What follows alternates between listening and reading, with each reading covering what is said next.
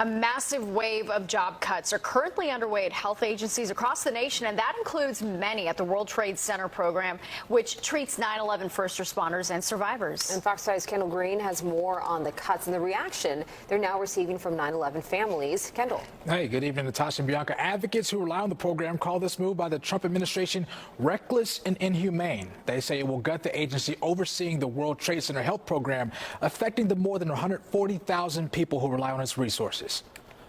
By eliminating the health program, people will die. It's heartbreaking, but I lose 2 clients every day to 9/11 illnesses. Attorney Michael Barish has over 40,000 clients he represents in the World Trade Center health program. He calls these cuts a broken promise made to Americans by the federal government. This is a breach of that promise, and it's heartbreaking, and PTSD is skyrocketing right now in the 9/11 community. He and advocates share victims who benefit from the health program, including first responders and civilians alike who need treatment and medication and early diagnosis for 9/11 related illnesses. They're in trouble.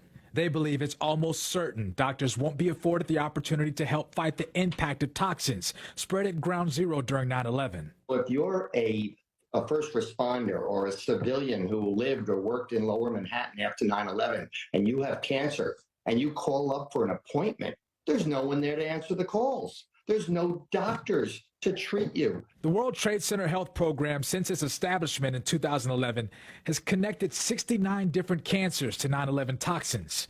Now that more than 870 positions have been cut, including Dr. John Howard, the head of NIOSH, resources for victims those jobs came with are in danger of going away. Reckless, inhumane, lack of empathy. John Phil is a 9/11 first responder. This will be detrimental. And on a scale from 1 to 10, this doesn't even register. We've had 1 to 10 issues before. This is 1,000. Phil advocates for victims who benefit from the World Trade Center health program, calling this a blow to New Yorkers beyond belief, since more people have died from illnesses than the initial attack. If you are a 9/11 responder right now going into the program with cancer, the World Trade Center health program doctor who sees you cannot call a doctor at NIOSH to get your cancer certified. Now, we've reached out to the CDC and the Department of Health and Human Services asking how the administration plans to delegate the roles and resources offered through the federal program. So far, we haven't heard back. Natasha? All right, Kendall, thank you so much.